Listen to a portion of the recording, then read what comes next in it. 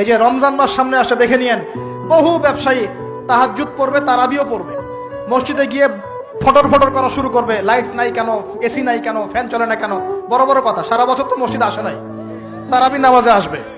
আবার দেখবেন অনেকে সারাদিন তো মসজিদ নাই, জুমার দিনে যায়, জুমার দিনে গিয়ে বলে এই ইমাম সাহেব ওটা করেন নাই কেন, এই মুয়াজ্জিন সাহেব এটা করেন নাই কেন। আছে না এমন লোক? এই শ্রেণী মানুষ আছে দেখবেন, এরাই ফটর ফটর বেশি করে রমজান মাসে। রমজান মাসে দেখবেন নামাজে তারাবিও পড়বে, মাপেও কম দিবে। এরকম লোক আছে না? মাপে যারা কম দেয়, এই পাপের কারণে সমাজের মধ্যে দুর্ভিক্ষ নেমে আসে।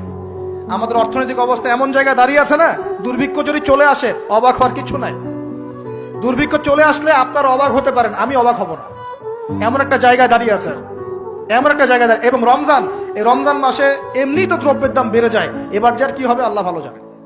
আমার মনে হয়, আমার ভয় হয়, একদম নিম্নবিত্ত মানুষ যারা এবার রোজা রেখে ইফতার যখন করবে তখন হাত তুলে আল্লাহর কাছে বদদোয়া করা শুরু করবে। এটা আমার ভয় হয়। এবার অপেক্ষা করেন, দেখতে থাকেন সামনে কি হয়। প্রতিটা পণ্যের দাম অলরেডি বাড়া শুরু হয়ে গেছে। কিছু কিছু বৈশ্বিক কারণ আছে, এগুলোর কারণে যেমন বাড়ছে, আবার কিছু কিছু আমাদের নিজস্ব মানব সৃষ্ট কারণ আছে, এই কারণেও বাড়ছে। মানব সৃষ্ট কারণগুলো বুঝতে হলে আপনাকে বেসিক কিছু অর্থনীতি বুঝতে হবে। এটা পড়াশোনা করেন, দেখবেন আমি গত লেকচারে বলেছিলাম। আল্লাহ রাব্বুল আলামিন আমাদের সবাইকে হালাল খাওয়ার তৌফিক দান করুন। সমাধান কি তাহলে? সমাধান হচ্ছে অপচয় কমাতে হবে। 5টা খেজুরে ইফতার হয়ে গেলে 6 নম্বর খেজুর দান করে দেন, 6 নম্বর খেজুর দান করে দেন। সদকাগুলো বেশি বেশি বাড়িয়ে দেন। এই যে মানুষগুলো খেতে পারবে না, ওদের ঘরে ঘরে গিয়ে ইফতারগুলো পৌঁছে দেন, মাসের বাজার করে দেন। যাদের সামর্থ্য আছে, জাকাত ফরজ হয়েছে, জাকাতগুলো দিয়ে দেন। আল্লাহ পাক তৌফিক দান করুন। দুর্নীতি বন্ধ করেন, কালো টাকা বন্ধ করেন। কত টাকা পাচার হয়ে গেল বিদেশে, সেগুলো কে ফিরিয়ে নিয়ে আসবে? এ দায়িত্ব কার? মনে রাখবেন, একটা পাপের হিসাব না দিয়ে কাল কিয়ামতের মাঠে কোনো দায়িত্বশীল পার পাবে না ইনশাআল্লাহ। কোনো দায়িত্বশীল না। না, এই যে আমি লেকচার দিচ্ছি না, আল্লাহ পাক আমাকেও দাঁড় করাবেন।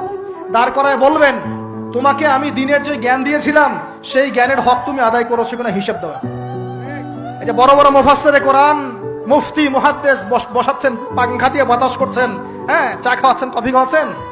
এক একজনকে আল্লাহ পাক দাঁড় করাবেন, বলবেন কোরআন সুন্নাহর যে আমানত দিয়েছিলাম সে আমানতের সাথে কতটুকু তুমি হক আদায় করেছো, হিসাব না দিয়ে পার পাবে না তুমি। ফাইজলামি মনে করেছেন নাকি দিনকে? ঠিক একই ভাবে সমাজের, রাষ্ট্রের দায়িত্ব আল্লাহ পাক যাদেরকে দিয়েছেন, এক একজন ব্যক্তিকে আল্লাহ পাক দাঁড় করাবেন।